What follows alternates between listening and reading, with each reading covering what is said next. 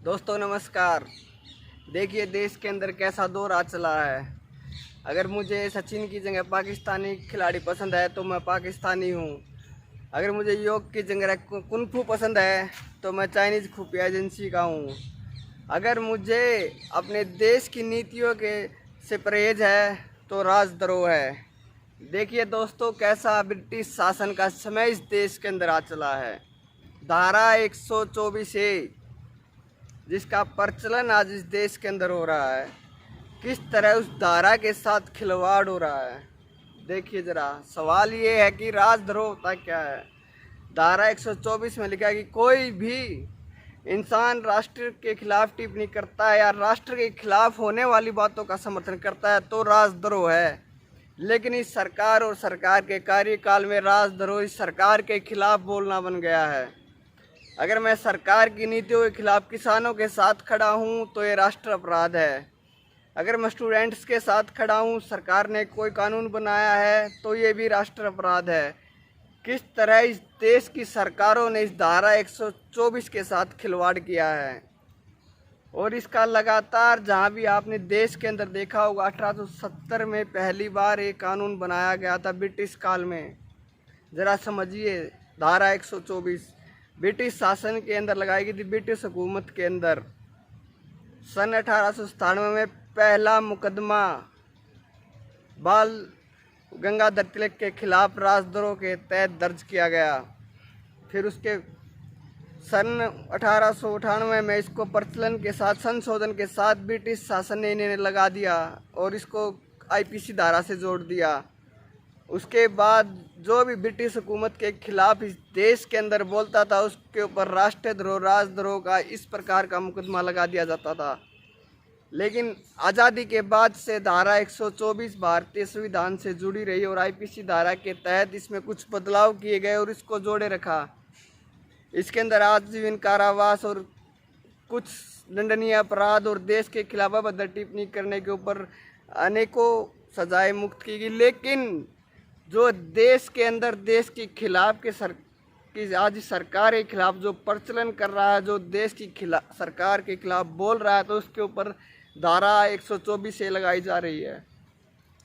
Supreme court ने भी इसके ऊपर टिप्पणी की है। जो आज रवि दिशा का जो मामला धारा 124 के साथ जुड़ा हुआ है, उसके ऊपर सुप्रीम कोर्ट ने भी निंदा की है कि और कहा है कि ये राजद्रोह नहीं है।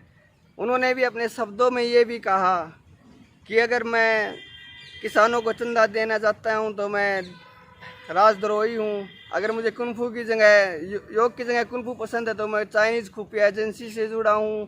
इस प्रकार का तथ्य का क्या महत्व है इस सरकार के अंदर। किस तरह लोगों के ऊपर राजद्रोह के तहत मुकदमा दर्ज किए जा रहे हैं। क्या इस सरकार के खिलाफ बोलना राजद्रोह बन गया है। बहुत सी सरकारों के अंदर राजद्रोह का जिस कार चलन रहा है, इस धारा 124 के साथ हर सरकार ने खिलवाड़ किया। 2012 में कांग्रेस ने भी 9000 पांडिचेरी के अंदर 9000 परमाणु संयंत्र के खिलाफ जो चल रहा था, 9000 आदमियों के ऊपर राजद्रोह का मुकदमा लगा था। परमाणु संयंत्र के खिलाफ एक आंदोलन कर रहे थे, लेकिन इन मुकदमों को वापस ले लिया गया था आंदोलन समाप्त होने के बाद।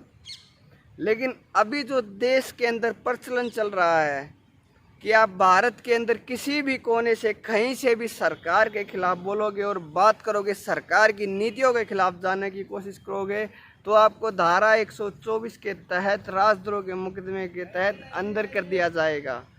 देखिए देश और देश का प्रचलन किस प्रकार आज देश के जनता के साथ धारा 124 के साथ खिलवाड़ किया जा रहा है।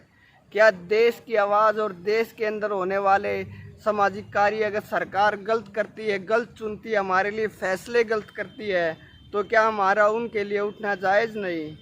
क्या हमारा अधिकार नहीं कि हम अपने देश के खिलाफ ऐसी कोई नीति बनती है जो हमारे और हमारे देश में रहने वालों के खिलाफ हो तो उनके खिलाफ आवाज़ उठा सके? ये कौन सा राजद्रोह है। हम जिस देश के रहने वाले, उस देश के अंदर हमें अपनी मांगे रखने का अधिकार है। अगर सरकार, जिस सरकार को हम चुन कर भेजते हैं, वो सरकार अगर हमें खुश करने के लिए हमारी नीतियों के तहत काम नहीं करती तो क्या ये राजद्रोह है? हम उनके खिलाफ आवाज़ उठाते हैं। क्या किसान आंदोलन के अंदर ऐसा कौन सा मुद्दा जुड़ा हुआ जिसकी टिप्पणी आज इस 124 से ऐसे की जा रही रवि और दिशा, जिसका प्रचलन बता रही कि 26 जनवरी की घटना से जुड़ा है। लेकिन संयुक्त किसान मोर्चा अपने शब्दों में कई बार कह चुका है कि ये प्रचलन केवल और केवल एक तांडव था और लोगों को गुमराह करने की कोशिश की गई थी।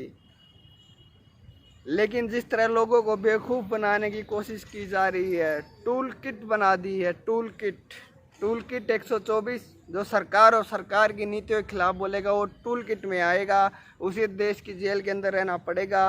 वो उसकी नीतियों से क्यों खुश नहीं है, इसके ऊपर भी बोलने का उसको अधिकार नहीं है। इस तरह का प्रचलन आज हमारे देश में हो चला है। आज अगर युवा बेरोजगारी के ऊपर बात करते हैं तो ये भी धारा 124 से जोड़ दिया। अगर आज मैं किसानों के लिए बात कर रहा हूँ तो मैं भी धारा 124 में आता हूँ। अगर आज कहीं देश के अंदर आंदोलन कर रहे हैं मैं उन स्टूडेंट्स के साथ खड़ा होता हूँ तो भी धारा 124 में राजद्रोह में आता हूँ मैं। क्यों इस देश के अंदर हमारा रहना मजबूर कर रही है सरकार अपने खिलाफ लोगों की आवाज़ उठाने के लिए? क्या इस देश के लोकतंत्र के अंदर अब एक सामाजिक बदलाव की आवश्यकता है? क्या एक संघ की सोच से आज ये देश जुड़ गया है? जिस संघ की सोच कभी से भारत और भारत नीतियों के खिलाफ रही है, क्या आज उस संघ के साथ इस देश की भावनाएं जुड़ गई है? देखिए ज़रा, जिस तरह का आज प्रचलन हमारे देश में चल रहा है उससे तो ऐसा लगता है कि टूल किट जो है चलाई है, टूल किट से लोगों को उठाओ अंदर करो, मीडिया दिखाता रहेगा, गुमराह होते रहेंगे लोग। लेकिन ये मुख्य धारा जो आज से 7 साल पहले चली थी, मोदी दिखाओ और मीडिया देश की जनता के बीच में ले आओ, अब ये मुख्य धारा भी लोगों के मन से निकल चुकी है और पूरे देश की जनता धीरे धीरे जानने लग रही है मीडिया और मीडिया की आंखों पे बंधी हुई पट्टी, और जो इनको चला रहा उनके बारे में भी प्रचलन हो चला है।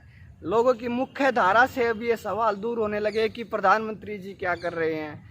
लेकिन जिस तरह आज देश के अंदर सरकार का ट्रेंड चल रहा है उससे तो ये लग रहा है कि सरकार और सरकार की नीतियों के खिलाफ बोलना राजद्रोह हो गया है। इस देश के अंदर अपनी मांगे उठाना राजद्रोह हो गया है। इस देश के अंदर अगर हम चलते हुए कोई सरकार ने हमारे लिए कानून बनाया है और वो कानून हमारे लिए फ़ायदेमंद नहीं है, उसके खिलाफ आवाज़ उठाना भी राजद्रोह हो गया है।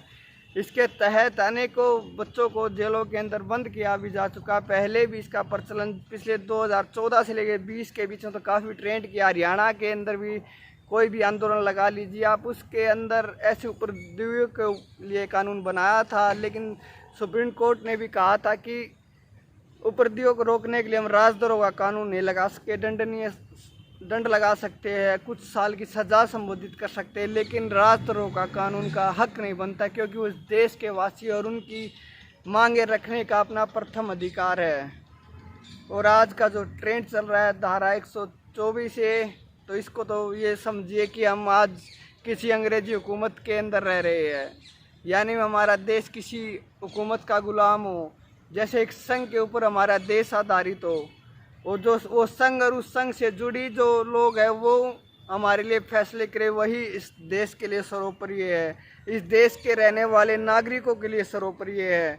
क्या यही इस देश का प्रचलन हो चला है? बहुत बहुत शुक्रिया दोस्तों, बहुत बहुत शुक्रिया। लेकिन ज़रूर ध्यान दीजिएगा कि धारा 124 से का जिस तरह सरकार आज गलत यूज कर रही है, लोगों को ज़बरदस्ती जेलों के अंदर डालने लगी हुई है, ये सरकार सिर्फ और सिर्फ तानाशाही कर रही है और अंग्रेजी हुकूमत की याद दिला रही है। बहुत बहुत शुक्रिया, बहुत बहुत शुक्रिया। जय हिंद, जय भारत।